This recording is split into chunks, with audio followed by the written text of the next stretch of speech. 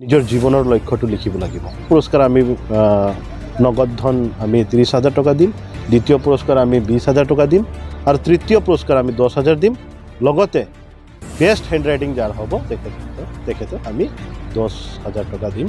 Class 10ৰ ওপৰত যিখিনি আছে আহিব, ৰচনা লিখিব, তেখেতসকলে নিজৰ কেৰিয়াৰক লৈ পেলাই এটা চিন্তা হ'ব। মোলৈ চিঠি লিখিব চব। প্ৰথম পুৰস্কাৰ আমি 10,000 দিম, দ্বিতীয় পুৰস্কাৰ আমি 5,000 দিম আৰু তৃতীয় পুৰস্কাৰ আমি 2,000 দিম।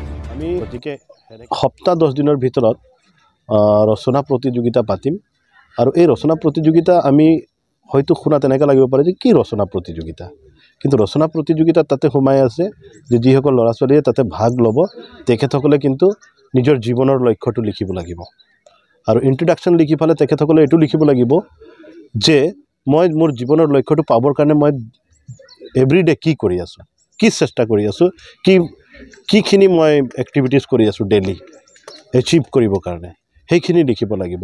যোনে বেষ্ট হ'ব, যোনে প্ৰথম পুৰস্কাৰ আমি নগদ ধন আমি 30,000 টকা দিম, দ্বিতীয় পুৰস্কাৰ আমি 20,000 টকা দিম আৰু তৃতীয় পুৰস্কাৰ আমি 10,000 দিম। লগতে বেষ্ট হেণ্ডৰাইটিং যাৰ হ'ব তেখেতক আমি 10,000 টকা দিম। এইখিনিৰ কাৰণে ইয়াৰ পৰা আমি এটা লাভ হ'ব আমাৰ যে যিখিনি ষ্টুডেণ্টসকল আহিব, ক্লাছ 10ৰ ওপৰত যিখিনি আছে আহিব, ৰচনা লিখিব, তেখেতসকলে নিজৰ কেৰিয়াৰক লৈ পেলাই এটা চিন্তা হ'ব আৰু সেই চিন্তাটোকে তেখেতসকলে লিপিবদ্ধ কৰিব। আইডিয়া এটা যে মই কি কৰিব বিচাৰিছোঁ, মই আচলতে কি হ'ব বিচাৰি আছোঁ, সেইটো এটা সচেতনতাটো আহিব। সেইকাৰণে আমি এইটো উদ্দেশ্য ৰাখি পেলাই কৰি আছোঁ। At the same time same day হয়তো ভাটিবেলা হ'ব, 1 ঘণ্টাৰ কাৰণে আমি এটা ছাজেশ্যন টু দ্য EM বুলি এটা পেৰেগ্ৰাফ ৰাইটিং এটা ৰাখিম আমি। তাতে এনেকৈ হ'ব যে মোলৈ চিঠি লিখিব চবে আৰু কণ্টেণ্টছখিনি থাকিব যে বিভিন্ন সমস্যাৰ কাৰণে, পৰিয়ালৰ আৰ্থিক সমস্যা হওক বা বিভিন্ন সমস্যাৰ কাৰণে যিসকল ল'ৰা ছোৱালীয়ে শিক্ষা গ্ৰহণ কৰিব নোৱাৰিলে, তেখেতসকলৰ নিজৰ কেৰিয়াৰটোক লৈ ফালে হাৰি গ'ল আৰু তেখেতসকলে হাৰ মানি গ'ল জীৱনটোক লৈ ফালে আৰু কিছুমান অসামাজিক কামতো লিপ্ত হৈ গ'ল, মদ ভাং খাব আৰম্ভ কৰিলে, ডিপ্ৰেশ্যনত গুচি গ'ল, ডিমৰেলাইজড হৈ গ'ল।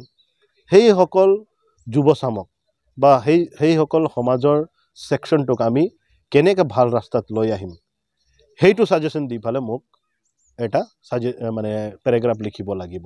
সেই পেৰেগ্ৰাফত যোনে বেষ্ট লিখিব ছাজেশ্যন দিবৰ কাৰণে, তেখেতসকলক আমি প্ৰথম পুৰস্কাৰ আমি 10,000 দিম, দ্বিতীয় পুৰস্কাৰ আমি 5,000 দিম আৰু তৃতীয় পুৰস্কাৰ আমি 2,000 দিম। গতিকে সেনেকৈ ৰাখিছোঁ আৰু আপোনালোককো জনাইছোঁ, আপোনালোকেও আহি পেলাই যাতে সেই পেৰাগ্ৰাফটো লিখে বুলি মই অনুৰোধ জনাইছোঁ। আজি খুব ধুনীয়া প্ৰথমবাৰৰ বাবে আমি একেলগে বহিছোঁ ছাত্ৰ সংগঠনসকলে আৰু খুব কনষ্ট্ৰাক্টিভ ডিছকাশ্যন হৈছে। মই এটা কথা দুখ অনুভৱ কৰিছোঁ যে এই ছিটিংটো আমি আজি বহু বছৰ আগতে বহি ল'ব লাগিছিলে, আমি বহুতখিনি কাম আগুৱাই দিব পাৰিলোঁ হয়। গতিকে আমাৰ উদ্দেশ্য, সকলো প্ৰগ্ৰামত মই এটাই কথা কৈ থাকোঁ, এটাই শ্লোগান মোৰ, মানৱ সম্পদ, মানৱ সম্পদ, মানৱ সম্পদ। গতিকে মানৱ সম্পদ গঢ়াৰ কাৰণে যিখিনি কৰিব লাগে আমি কৰি আছোঁ। এইটো গভৰ্ণমেণ্ট তৰফৰ পৰা হওক, আমাৰ ছ'চিয়েল ৰেছপনচিবিলিটি যিবিলাক আছে সেইটোৱে হওক, এতিয়া সকলোৱে মিলি পেলাই আমি কৰিম আৰু অসম্ভৱ কাম একো নাই, সেইটো আমি প্ৰমাণ কৰিব বিচাৰিছোঁ। ধন্যবাদ।